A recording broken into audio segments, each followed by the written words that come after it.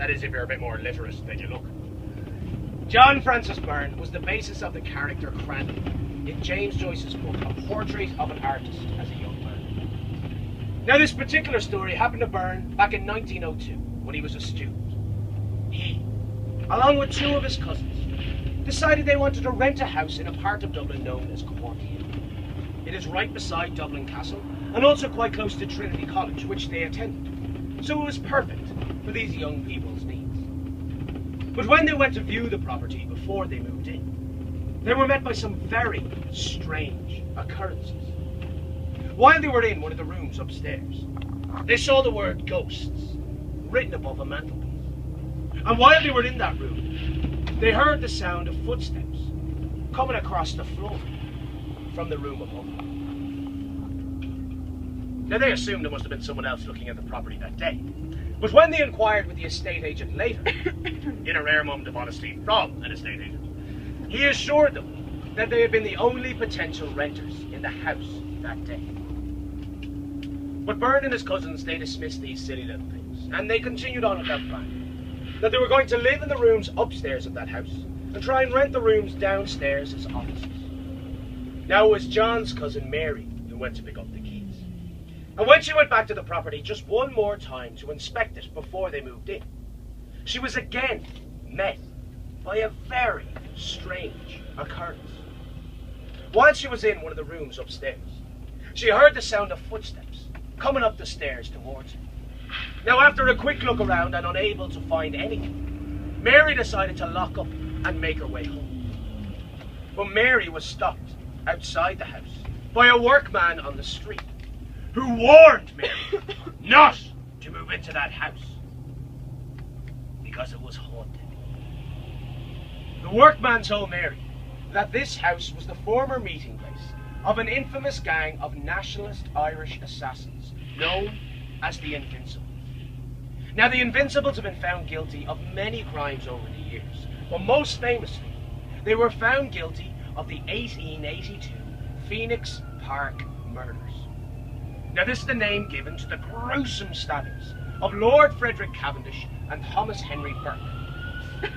Now, after these stabbings had occurred, there was a nationwide manhunt for the perpetrators. So the three leaders of the Invincibles gang decided that they would save their own skin. And they turned against their own men, and they testified against them in court. 5 members of the Invincibles gang were sentenced to death for these crimes. But it is said that while these 5 men were being dragged up through the streets of Dublin to the gallows to their death, they swore that they would get revenge on their traitorous leaders. Now, the workman told Mary that it was these 5 men's souls that wandered through the rooms and hallways of that house on Cork Hill, looking for revenge on anybody that lived there. So Mary, she rushed back to her cousin John, and she told him what the workman had said. But John was a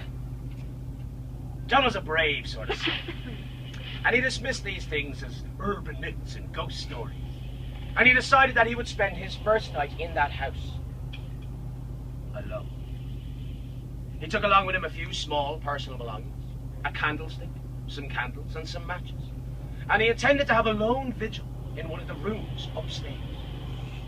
Well, sure enough, in the middle of the night, Byrne was awoken by an almighty commotion coming from downstairs. And as he searched around for his candles and his matches, he heard the sound of footsteps coming up the stairs towards him. Byrne cowered in the corner in fear. The footsteps came to the door of the room and stopped. Suddenly the door swung open, and as the footsteps passed through the room, all of Byrne's personal belongings were thrown violently all around him. Byrne cowered in the corner and he screamed in fear. Suddenly the footsteps stopped. The commotion coming from downstairs also ceased. And as Byrne looked around the room, he realised that all his personal belongings that had been thrown so violently all around him, well, they had returned to their rightful place. Now, needless to say, Byrne and his cousins decided against moving into that house. You see, it appears they were not welcome there. Or maybe the spirits were only just trying to warn Byrne and his cousins. For you see, just 1 year later in 1903, there was a vicious and destructive storm in Dublin City, and a falling chimney stack crashed right through that house in Cork Hill, destroying the whole place, and surely killing anybody who would have been there. But then again, maybe this was just a coincidence. Well, I know better.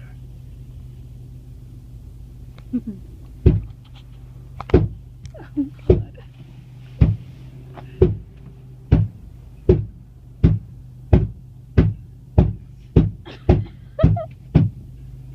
Don't eat me.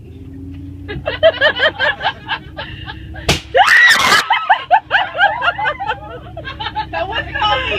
That wasn't on me. It's only a story.